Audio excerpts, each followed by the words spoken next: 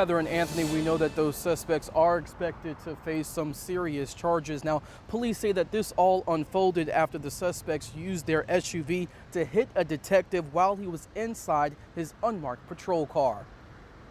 Police say just after 3:30 Thursday afternoon, detectives were investigating a gang-related shooting in the area of Lim Turner Circle. One of the detectives noticed a suspicious Hyundai SUV seen here and then tried to pull the driver over. Police say the driver rear-ended the detective's unmarked car before jumping out with two other suspects. Each fled in a different direction. Detective L.K. Johnson ran after one of the suspects who was armed.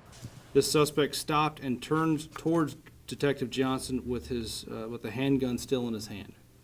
Detective Johnson fired one round from his issued handgun and missed the suspect. The suspect continued running another 50 feet before falling into a ditch. Police say the gunman and the two other suspects were caught and arrested.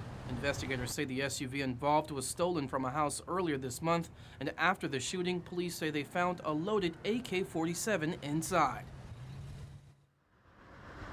Now, despite the shooting, we know that no one was hurt. As for the suspects, police haven't released their names, but we know that they're all 18 years old. As for the detective who was involved in this shooting, we know that he has since been placed on administrative leave, which is standard procedure during these types of situations.